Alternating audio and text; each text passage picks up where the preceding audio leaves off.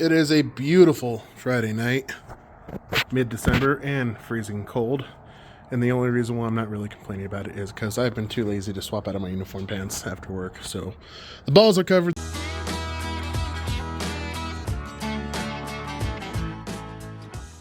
What's on the workbench?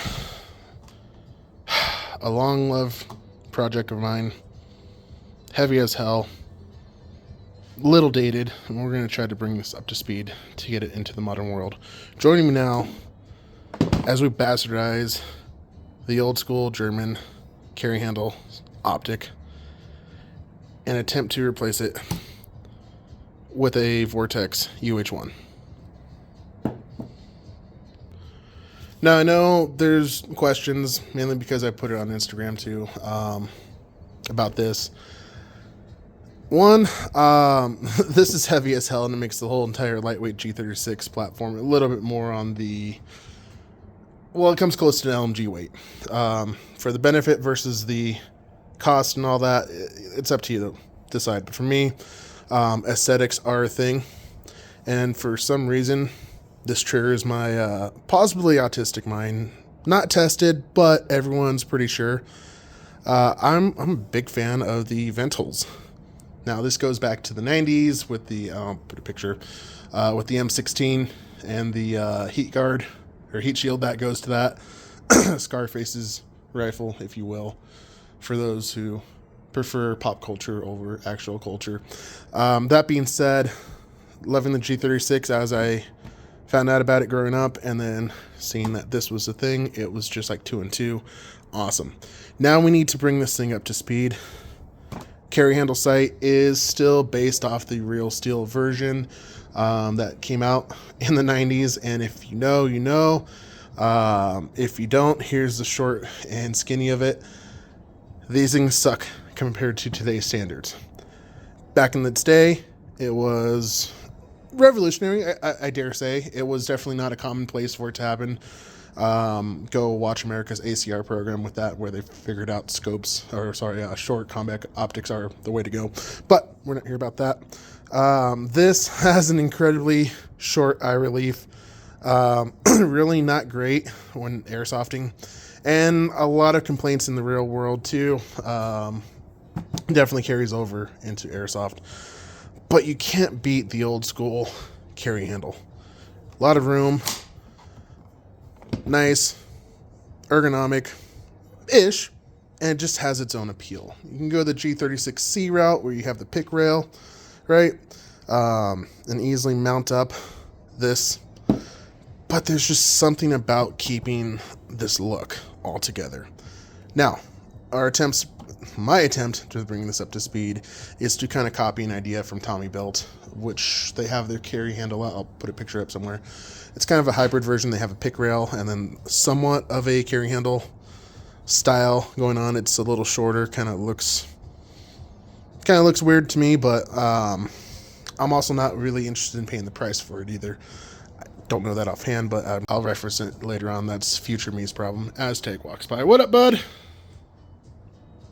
So what we're going to do is we're going to actually cut away all this after we remove the optic, and then place a piece of pick rail right there. I do have experience doing this with the top version from prior projects, adding this to there because this is the cheaper version of the optic, or the carry handle, and then adding like a micro red dot. Why not just add a micro red dot? I don't know. I mean, I've done it before. It's decent, but hear me out. Love the dual optic setup. Love the look. Let me phrase it. I love the dual optic setup aesthetic. It just looks cool. And again, future me will probably post this somewhere. However, that being said, the scope itself sucks. I'm not even going to try to... Yeah, I guess I will try. Nope. Yeah, there you go. Yes, I know it's dirty. We're not going to worry about that. You have to be insanely close to this, and it's not really great in your goggles. Trying to get a good cheek weld, especially if you're wearing a full face mask. That's not the point. Point is that it doesn't match up to today. So playing around, right? We do this, and we angle it this way, and now we got something that's modern, has the advantages of the hollow sight, and it looks suspiciously close to that dual optic setup. Now, how this is going to look at the end, I have no idea. This is going to be some literal back shop Jimmy rig type of thing, and you guys are, I guess, along for the ride as long as I am. So, without much to say, as always, I'm not going to show you every single step because I don't have the equipment or the patience, but we'll just walk through the progress as we go through. First step, obviously, is going to be removing the screws, and if you have a painted receiver like me and mix match parts, the next step is going to be gingerly and carefully, so we don't destroy the optic, removing the carry handle from the stock, which is going to look like this in my case, because I'm not really going to save the optic. Cool. So now that's done, we'll take both of this over here. Teggy! Okay. Stay. Not you. Stay. Cool. Let's take a look at what we're working with here. We have two opening points right here and here. That is going to correspond with this and this. Sorry if I can move the camera. The main concern that I have, which should only play an effect over here, is mounting the screws so that they don't interfere with operation. Now, the back here I'm not too worried about because we got clearance. Sorry. We have clearance. It's just this portion right here. So we'll deal with that. The next thing to do is we're going to remove that clip and pull out the optic. Then we're going to decide which route we're going to go with as far as railing goes, which that seems like a viable option. I prefer maybe something like this. And this is actually what I used to have on my PKM. Might have some overhang, so probably going to be this. And we'll see how that all lines up. But yeah, so getting the optic out with the Aries style, a little easier. This is plastic on the other one, so you just unscrew the adjustments. There's a little rubber grommet in there that keeps the optic in place and allows it to move, and it just slides forward. Yeah, we'll try that, and then we're going to remove that clip. And again, this whole back piece is just going to be removed. Just still trying to figure out the best way to do that nicely, because this doesn't sit flush. So we'll figure that out later. Come on, get out.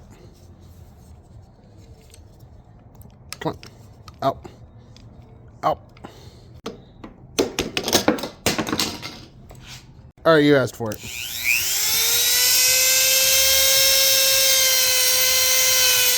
With minimal effort, we're just gonna, yeah. With minimal effort, we got it out, and I already started shaving away. So, from the looks of it, there's actually some metal in here. Oh, that's metal right there. That's why. How about up here? Is this metal? That's plastic. I would theoretically like to cut it from this base onwards and keep this flat. But I want to keep this up here and then go from there. So that's metal. I don't really want to, I don't think I can pop that out either. I'll try. And tap it with a flathead. We'll see. Nope, she's in there. We're just going to do this the old-fashioned way and do the cutty cut. I really wanted to get closer. This is a bad idea. Oh, this. Include this, that little springy thingy that comes with it. And it's quite interesting. This is the second time I've seen it. That sits somewhere right there, and this just sits at an angle. And your adjustment, all it does is either pushes the spring down by going that way or that way. And that little return spring sits canted like that. And that's how you get your range of motion. Again, this rubber grommet keeps everything in place, and so on and so forth. Just as a joke, or meme, as you guys call it now, I'm actually going to post this on Hop Up for like $5. Just because. So if you watch the videos and you're on Hop Up, or Kit Up, I'll put it on Kit Up too. That's there. shipping's $8, and I'm not even worried about the $5 part. It's just one of those like, hey, you want it, you want it. You saw how I got it out there. It was not kind. And yeah, let's go ahead and figure this out. Now, I like to consider myself smarter than the average dumbass, but sometimes there are things that elude my common sense or best judgment. So instead of taking any major precautions, just went underneath, undercutted it, took the bandsaw, only to discover there's still a little bit of metal that is completely inlaid into the frickin' thing. So that wasn't coming out one way or another. So now that I got this off, boop, whoop, I have a straight path here. I'm going to try to pull that out. That's cool. It's epoxied in. Or melted in. Something like that. Anyways, we're going to continue that cut. I did undercut it a little. That's okay. Whoops, sorry. I did undercut it a little. That's fine. We'll figure that out. Not too worried about it. And then you can kind of see how this is going to take its shape. I actually might be able to... Yeah, that might just work out perfectly. Cool. Just go back to cutting. Okay, so got that cut out. Kind of measured it up. How we're getting the hole and lining this up square. Well, what I did was took some calipers, measured the distance here. It's all polymer. I mean, I know it's not going to be perfectly plumb. But anyways, measured it. I came out to 12.30 millimeters. So divide that in half, that's 6.15. Marked it right there. Focus. And then we're just going to go ahead and make the drill.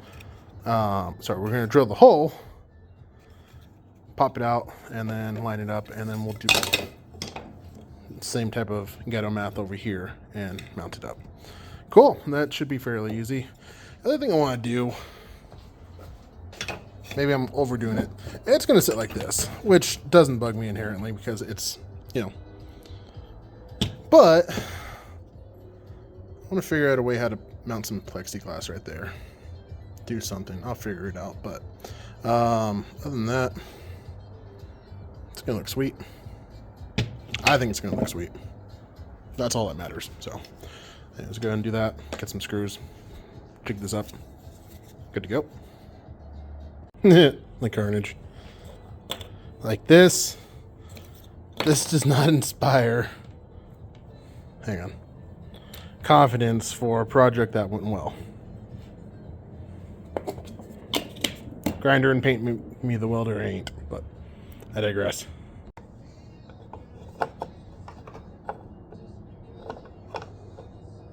No, this way, this way. Come on. Gah! Can't do this one-handed. Tappa, tappa, tappa.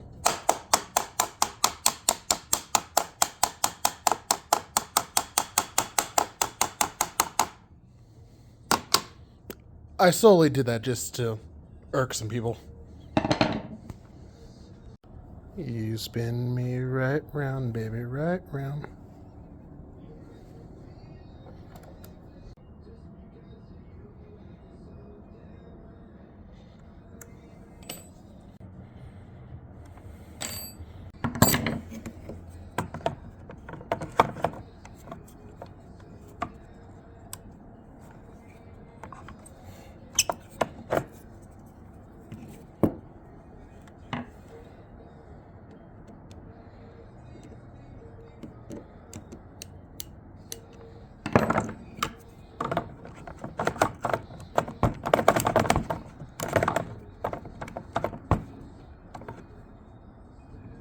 Yeah, like that.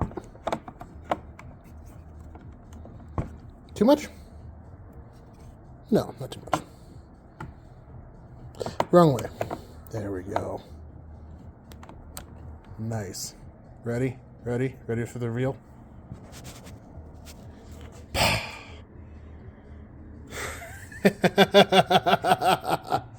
Oh, how did I know this was going to work? Oh, let's be honest. I didn't. I flat out didn't. Oh. As far as I know, I'm the only dumbass who has this. At least in an Airsoft version. Oh, you definitely feel the weight, though. Oh, that is sweet. Hang on, hang on, hang on. Boop. Obviously, I'm going to have to focus. we go. Obviously, I'm going to have to, you know, sight it in and whatnot. But if you're wondering if this is too much, you know, too high up, no, not with this stock.